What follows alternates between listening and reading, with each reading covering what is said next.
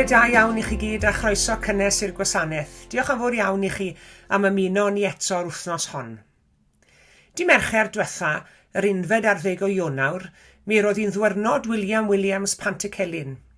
Ac fe ddechreuwn ni'n hoedfa heddi drwy ganu rhai o eiriau mwyaf cyfarwydd. Nawr fe ganodd Pantycelyn droion fod Crist yn well na'r byd. A dyma'r union wirionedd hwnnw o eiddo ef yn cael ei fynegu yn yr emyn hwn o fawl I Grist yr oel. O nefol addfwyn oen sy'n llawer gwell na'r byd. Croeso I roedfa.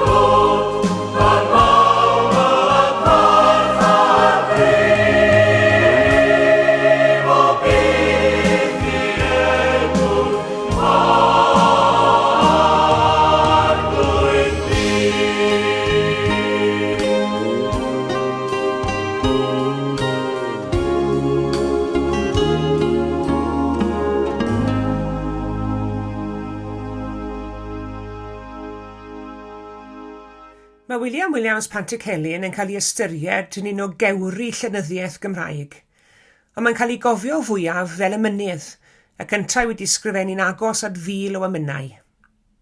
Gafodd ei eni ar fferm Cefn Coed ger Llanymddyfri ar yr 11 o Chwefror 1717, cyn symud I fferm Pantycelyn ger pentre Tŷ Gwyn ar ôl marw ei dad. Oedd e'n briod am Mary Francis a gyson nhw 8 o blant, 6 merch a 2 fab, gyda'r meibion yn mynd yn offeriadon yn ei tro. Ac mae disgynyddion yr emynydd yn parhau fyw ar fferm Pantycelyn hyd heddi. Nawr, roedd Williams a'i fryd ar fynd yn feddyg gwlad, a bu'n astudio yn y throfa llwyn llwyd ger Talgarth.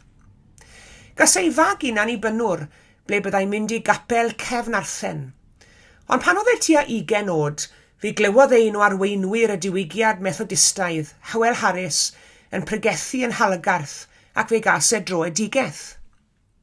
Ac wedi hynny, fe ymunodd e'r eglwys Anglicanaidd a chael ei ordeinion ddiacon yn 1740. Ac fe fuodd e hefyd yn giwrat I Theophilus Evans, awdur drych y prif oesoedd. Ond fe gas ei wrthod rhag dod yn offeiriad, Ac yn ôl arbenigwyr ar ei waith, yr athro Derek Llwyd Morgan, mae'n debyg iddo fod yn esgeulus o'i braidd. Oedd e'n gweld fod gyda gealwedigaeth arall, meddai Derek Llwyd Morgan, gan egluro iddo ymuno ar mudiad Methodistaidd, gan ddechrau teithio ar hyd a lled Cymru bregethu a chynnal seiadau. Mae'n debyg y bydde fe'n teithio tua 3,000 o filltiroedd bob blwyddyn, dros 100,000 yn ystod i oes ar gefen i geffyl. Mae straeon hefyd yn dweud y bydde fe'n gwerthu te a phamffledi o'i emynau ar y daith mwyn ennill ychydig o arian.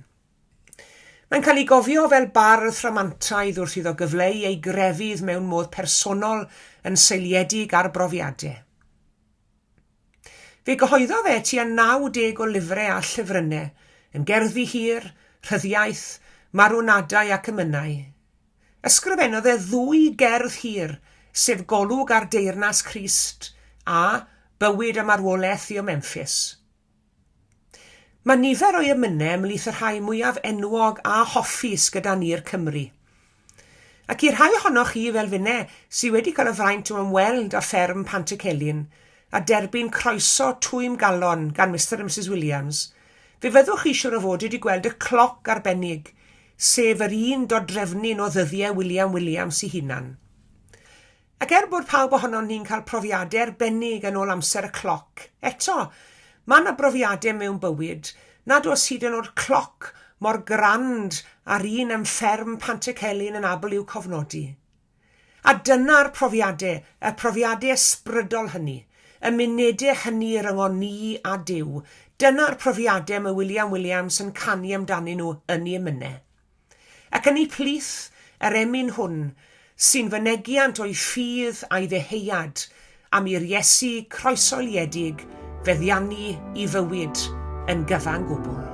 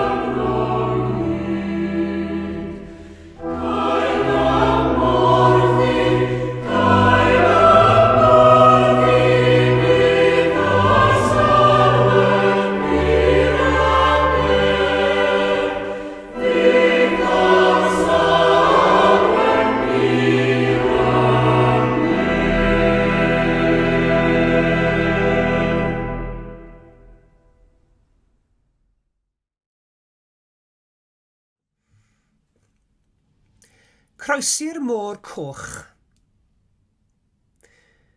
Estynodd Moses i law dros y môr, a thros nos gyrrodd yr arglwydd y môr yn ei ôl a gwynt cryf o'r dwyrain.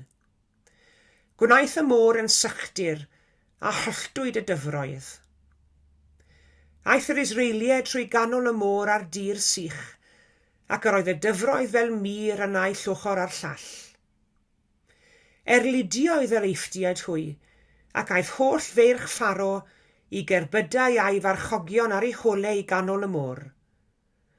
Yn ystod gwyliaduraeth y bore, edrychodd yr arglwydd ar fyddin yr Eiftiaid trwy'r golofn dan a chwmwl, a daliodd hwy trwy gloi o lynion i cerbydau a'i gwneud yn anodd iddynt yrru mlaen. Yna dywedodd yr Eiftiaid, gadewch i ni ffoi oddi wrth Israel, oherwydd am yr arglwydd yn ymladd drostynt hwy yn erbyn yr Aifft. Dywedodd yr arglwydd wrth Moses, estyn y law allan dros y môr mwyn i'r dyfroedd lifo nôl dros yr Eiftiaid a'i cerbydau a'i marchogion. Felly estynodd Moses i law dros y môr, ac erbyn y bore, yr oedd y môr wedi dychwelyd i'w le. Ceisiodd yr Eiftiaid ffoi ragddo, ond bwriodd yr arglwydd hwy ganol y môr. Dychwelodd y dyfroedd a gorchuddio'r cerbydau a'r marchogion, a holl fyddin Pharo oedd wedi dilyn yr Israeliaid i'r môr, heb adael yr un ohonynt ar ôl. Ond cerddodd yr Israeliaid trwy ganol y môr ar dir sych, ac yr oedd y dyfroedd fel mir ar y naill ochr ar llall. Felly, achubodd yr arglwydd Israel o lawr Eiftiaid y diwrnod hwnnw, a gwelsont yr Eiftiaid yn gorwedd yn farw ar lan y môr. Pan welodd Israel y weithred fawr a wnaeth yr arglwydd yn erbyn yr Eiftiaid, deithant i'w ofni ac i ymddiried yn ddoef ac yn ei was Moses. Un cyfrol y fyddai mwy na thebyg wedi bod ar bob aelwyd yn ystod y 19fed ganrif yn gydymaith i'r Beibl oedd cyfrol John Bunyan, Taith y Pererin. Oedd e'n gyfrol boblogaidd iawn ac yn stori y byddai'r werin bobl yn medru unieithu â hi. Profiadau taith bywyd, tyndra a herie'r daith. Profodd Cristion y Pererin yn y stori bob math o amgylchiadau ar hyd ei daith. Rhai dyrchafol, ond rhai heriol iawn hefyd. Ond, mewn hawddfyd ac adfyd, parhau gerdded nath Cristion. Cerdded ymlaen yn sicr i gam ac yn hyderus gyda'i lygad ar Iesu, awdur a pherffeithydd y ffydd. Yn ein hemyn nesaf, fe welwn ni fod dau o hanesion mwyaf adnabyddus y Beibl, yr Exodus a'r Mab y Fradlon, yn cael eu hadlewyrchu. Yr Exodus a'r crwydraid, y genedl etholedig yn yr anialwch, yn deheu am ddychwelyd adref, a hanes y mab colledig neu'r Mab y Fradlon yn dychwelyd adref at ei dad. Deheuad y naill am weld diwedd i'w taith, a llwyddiant y llall yn dychwelyd adref. Mi roedd Williams Pantycelyn yn gweld ei fywyd fel pererindod, gyda'r gobaith o fywyd tragwyddol pen draw'r daith. Dyma ni felly, pererin wyf mewn anial dir, yn crwydro yma thraw, ac yn rhyw ddisgwyl bob yn awr, fod tif yn had ger llaw. Good.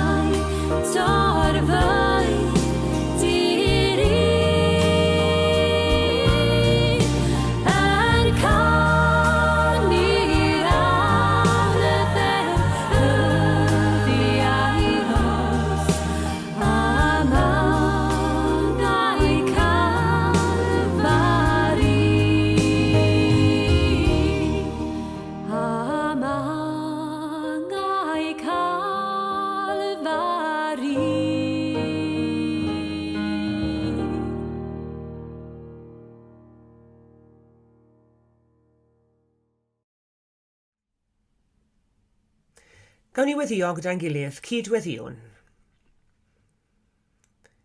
Ein tad yr hwnnwyt yn y nefoedd, dyw a thad ein harglwydd a'n gwaredwr Iesu Grist. Diolchwn i ti arglwydd am gyfle i fyfyrio a rhai o mynau mawr Pantycelyn drwy gyfrwng yr oedfa ddigidol hon. I ni'n diolch i ti arglwydd bod y genedl yn nodi i ddwrnod e. Unfed ar 10 o Ionawr 1791 y bu farw Pantycelyn. Diolch bod y dyddiad hwnnw bob blwyddyn yn ein hatgoffa ni o fawredd y gŵr arbennig hwn. Ond wrth gwrs arglwydd i ni'n cofio amdano fe o sil i sil wrth i ni ganu i ymynau, yn rhan o'n hyddoliad ni. Ger bod yr ymynau erbyn hyn, gan rifoedd oed eto, maen nhw'n cael eu canu o hyd ac i ni'n diolch i bod nhw'n dal i roi yr un gwefr i ni heddi. I ni'n diolch i ti arglwydd am gyfoeth y gwirionedd sydd yn llinellau penillion yr ymynau hyn. Ac i ni'n diolch fod profiad William Williams tu ôl i bob gair, tu ôl i bob brawddeg a chymal a phennill. I ni'n diolch i ti arglwydd fod ti wedi cyffwrdd a'i galon e, trwy bregethu Hywel Harris, fel yr wyt ti wedi cyffwrdd calonau gymaint o bobl, gymaint o waredigion Crist ar hyd yr oesoedd, ac wedi gwneud hynny drwy gyfryngau gwahanol. Ac yn i wir yn credu arglwydd fod ti heddi yn parhau i gyffwrdd a'n calonau ni drwy waith bobl fel William Williams. I ni'n diolch i ti arglwydd am y gwirioneddau sydd yn ei ymynau. Ni'n diolch am ei brofiad yn fwy na dim. I ni'n diolch fod Iesu Grist a bod enw Iesu'n cael ei ddyrchafu drwy gyfrwng i eiriau ef. Ac mae'n siŵr gen i arglwydd mae dyna oedd bwriad yr ymynydd mawr hwn fel pob ymynydd arall. Nid dyrchafu enw hunain, ond dyrchafu enw Iesu, yr enw mwyaf mawr erioed a glywyd sôn, y clod, y mawl, y parch a'r bri, fo byth i enw'n harglwydd ni. Arglwydd helpa ni barhau i ganu ac wrth ganu i gymryd i ystyriaeth fawredd a phwysigrwydd y geiriau hyn. Mae mor hawdd i ni forio canu arglwydd a chael ein cario gan lif y gerddoriaeth. Ac i ni'n gwybod pa mor bwysig mae'r briodas rhwng y gerddoriaeth a'r geiriau hefyd, ond helpa ni oedi ac i feddwl o ddifri am y geiriau wrth i ni fynd ati i ganu ymynau mawr ein cenedl ni. Diolch i ti arglwydd am yr ymynwyr a fi. Diolch i ti am ymynwyr heddi hefyd. A fod na berle yn parhau i gael i cynhyrchu a'i sgrifennu ar ein cyfer ni sydd yn cyfoethogi'n haddoliad ni ac yn cyfoethogi caniadaeth y cysegr. Helpa ni arglwydd i ddefnyddio'r cyfrwng arbennig hwn i ganu mawl i ti. A boed i bob emyn a bob gair a ganwn ni fod yn gyfrwng bendith i ni, oherwydd fi wyddon ni fod nhw'n mor allweddol i'n hoedfeion ni. I ni'n gwyddio arglwydd dros eglwys di ymhedwar ban y byd a thros bawb sydd yn dyfolu di ar gân heddi. I ni'n gwyddio dros eglwys di am Nghymru hefyd. I ni'n gwyddio dros y bobl di mhob man, gan gofio'n arbennig am yr heini, sydd yn gaeth i amgylchiadau anodd ar hyn o bryd. Mae Williams Pantycelyn wrth gyffelybu fywyd a Christion yn llyfr mawr John Bunyan, Taith y Pererin, yn dweud yn gwbl glir fel y mae Iesu Gristi hun nad yw bywyd yn fel i gyd. Rwy'n eich halach i mas fel defed i blith bleiddiad meddai Iesu wrth i ddisgyblion. Ac fe wyddon ni fod Christion y Pererin wedi wynebu bob math o heriau'r hyd y daith. Ond arglwydd wrth i ni wynebu'r heriau helpa ni i lynu'n agos ata ti, oherwydd hebddo ti fedrwn ni byth a gwneud dim. Helpa ni arglwydd i gadw'n llygad ar Iesu, awdur a pherffeithydd ein ffydd, ac ar ei groes sef. I ni'n diolch arglwydd, mae Crist byw i'n Crist ni, a'i fod e wedi gorchfygu'r groes honno, ac yn bresennol yn ein plith ni heddi, yn cerdded pererindod bywyd gyda ni, yn ein cynnal ac yn ein hannog, yn ein harwain yn ein nerthu, ac yn ein parhau i'n hysbrydoli. Derbyn ein diolch felly arglwydd, a madda i ni bob bai a phechod yn derbyn. I ni'n gofyn hyn yn enw Iesu Grist ein harglwydd a'n gwaredwr, a'n dysgodd ni wrth weddio i ddweud gyda'n gilydd, ein tad yr hwnnwyt yn y nefoedd, sancteiddiau'r denw, deled y deyrnas, gwneler de wyllus, megis yn y nef, felly ar y ddeiar hefyd. Dyro i ni heddiw ein bara bainyddiol, a madda i ni ein deledion, fel y myddeiwn ninnau un deledwyr.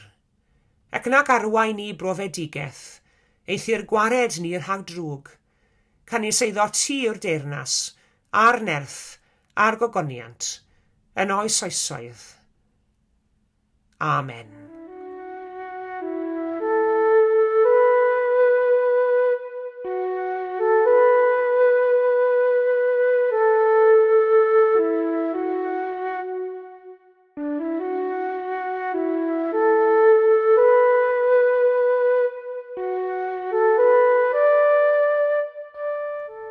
Tybed os gyda chi ffefryn ymlith y minnau Williams Pantycelyn, mae yna ddigon o ddewis ohono nhw'n dos.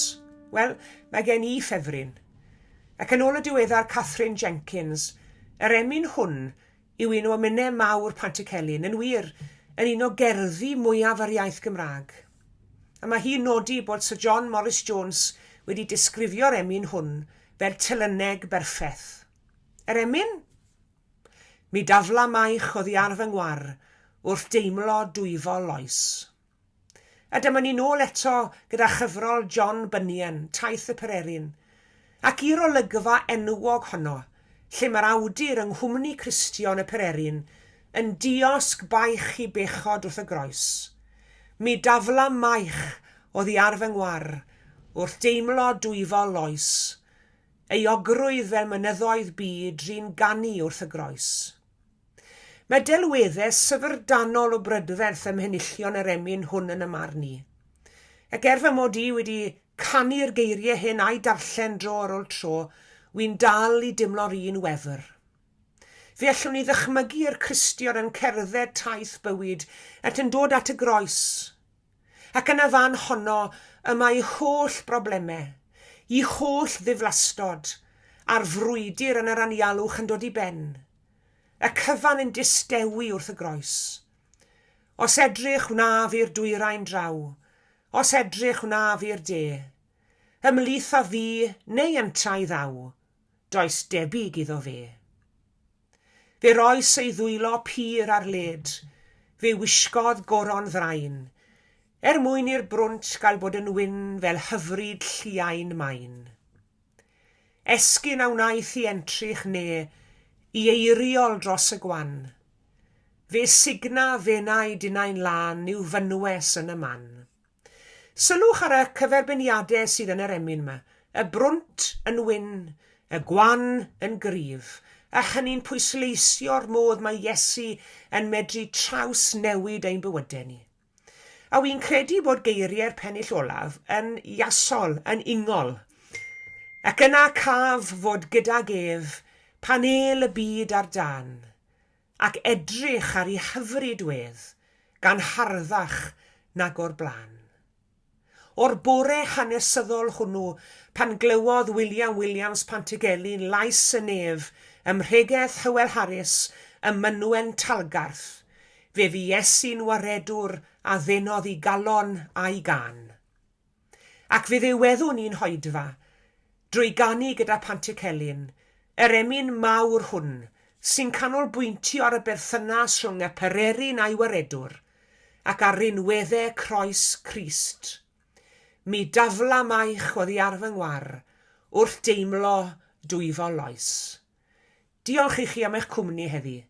Tan y Sul nesa, cadwch yn ddiogel ac yn iach, a gras ein harglwydd Iesu Grist, a chariad Duw, a chymdeithas yr ysbryd glân, a fyddo gyda ni oll. Amen.